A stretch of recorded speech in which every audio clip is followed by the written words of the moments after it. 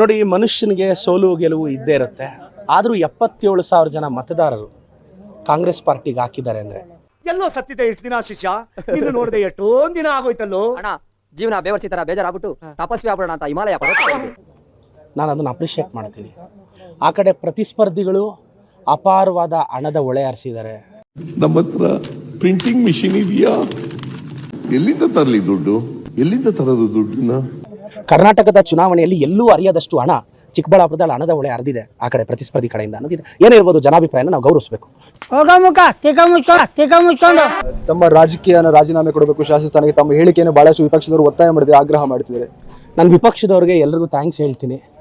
ಅಯ್ಯೋ ಸಾರ್, ಎಷ್ಟು ದೊಡ್ಡದು ಸಾರ್ ನಿಮ್ದು ಮನ್ಸು. ಪಾಪ ಬಿಜೆಪಿ ಅವರು ತುಂಬಾ ತಲೆ ಕೆಡ್ಸ್ಕೊಂಡು ಐಪ್ ಕೊಟ್ಟಿದ್ದಾರೆ.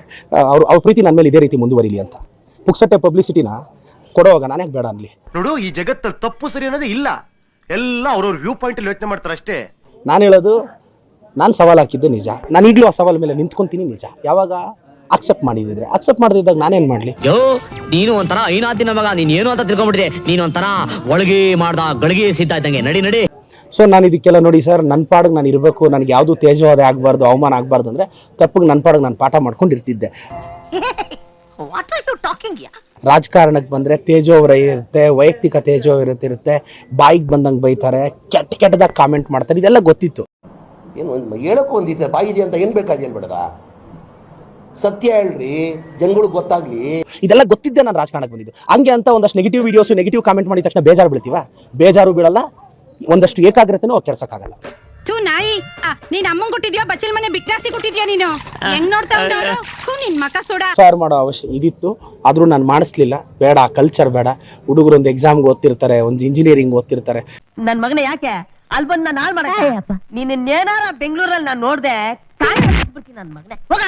ನಾನು PSI ಎಕ್ಸಾಮ್ಗೆ ಓದ್ತಿದ್ದ, ಅವ್ರನ್ನೆಲ್ಲ ಕರ್ಕೊಂಡ್ಬಂದು ನಾನು ಹೇಳಿದೆ, ಯಾವುದೇ ಕಾರಣಕ್ಕೆ FIR ಮಾಡಬೇಡ್ರಪ್ಪ, ಹುಡುಗರು ತೊಂದರೆ ಆಗೋದು ಬೇಡ, ಚಿಕ್ಕಬಳ್ಳಾಪುರ ನೆಮ್ಮದಿಯಾಗಿಡೋದು ನನ್ನ ಉದ್ದೇಶ. ಅಯ್ಯಯ್ಯೋ, ನೀನ್ ಯಾರು? ನೂರ್ದುಲ್ಲಾ. ಅಯ್ಯೋ, ನೀನ್ 1000 ದುಲ್ಲ ಆಗಿದ್ರೆ ನನಗೇನು? ಬಹಳ ಒತ್ತಾಯ ರಾಜೀನಾಮೆ ಎಲ್ಲರೂ ಹೇಳ್ತಾರೆ, ಎಲ್ಲ ಸೋಷಿಯಲ್ ಮೀಡಿಯಾ ಟ್ರೆಂಡ್ ಆಗ್ತದೆ. ಏನ್ ಹೇಳ್ತೀರಿ ಕೊನೆಯದಾಗಿ ಅವರು? ಟ್ರಾಲ್ ಮಾಡ್ತಕ್ಕಂಥ ಬುದ್ಧಿವಂತರಿಗೆ, ಅಯೋಗ್ಯರಿಗೆ ಒಂದು ಮಾತು ಹೇಳ್ತೀನಿ.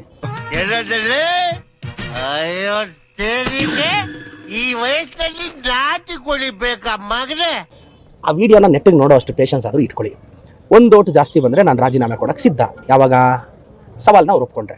ಅಲ್ಲ ಕಣೋ, ನಿಮ್ಮ ಅಪ್ಪನ ಕೊಟ್ಟಿದ್ದೇನೋ ನೀನು. ಟೈಮ್ ಬಂದಾಗ ಅದೇ ಗೊತ್ತಾಯ್ತೆ. ಅವ್ರು ಕ್ವಶನ್ ಪೇಪರೇ ಕೊಡದೆ ನಾನು ಬರೆದಿರೋ ಆನ್ಸರ್ ರಾಂಗ್ ಅಂದ್ಬಿಟ್ರೆ ಅಲ್ವಾ? ನಾನು ಹೇಳೋದು ಇಷ್ಟೇ. ಬಟ್ ನನಗೆ ಅರ್ಥ ಆಗ್ತಿಲ್ಲ, ಯಾಕೆ ಬಿಜೆಪಿ ಅವ್ರ ಪಾಪ ನನ್ನ ರಾಜೀನಾಮೆ ಮೇಲೆ ಇಷ್ಟ ಆಸೆ ಹುಟ್ಟುಬಿಟ್ಟಿದೆ. ಯಾವ ಬೋಳಿ ಮಗ ಹೇಳಿದ್ರಿ? ಏನ್ರಿ ಅದು ಮಾತಾಡೋದು? ಏನ್ ಮಾತಾಡ್ತಾರ್ರಿ? ಯಾವನ್ರಿ ಅವನು?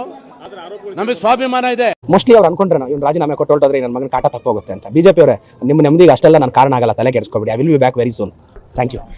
ಎಲ್ಲಿಂದಲೋ ಬಂದು ನೀನೇ ಇಷ್ಟೊಂದು ಮೆರಿಬೇಕಾದ್ರೆ ಇಲ್ಲೇ ಹುಟ್ಟಿ ಕಾವೇರಿ ನೀರು ಕುಡಿದು ಬೆಳ್ತಿರೋ ನಮ್ಗೆ ಎಷ್ಟು ಇರಬೇಡ. ಇಷ್ಟು ಹೇಳಕ್ ಇಷ್ಟಪಡ್ತೀನಿ. ಓಕೆ ಫ್ರೆಂಡ್, ಬಾಯ್. 7 ಮೀಟರ್ ಕುಡಿದಾರ ಅನ್ನೋದು ನಾನು 2 ಮಾತು ಮುಗಿದು ಅಂತ ಹೇಳೋದು. ಎಷ್ಟು ಜನ ಕಚರ ನನ್ನ ಮಕ್ಕಳು ಮನೇಲಿ ಹೆಂಡತಿ ಇಟ್ಕೊಂಡು ಹೊರಗಡೆ ಇನ್ನೊಂದು ಸೆಟಪ್ ಮಾಡ್ಕೊಂಡಿಲ್ಲ. ಎಷ್ಟು ಜನ ವರ್ಷ ಹೆಂಗಸರು ಮನೇಲಿ ಗಂಡನ ಇಟ್ಕೊಂಡು ಮನ್ಸಲ್ಲಿ ಇನ್ನೊಬ್ಬನ ಇಟ್ಕೊಂಡಿಲ್ಲ.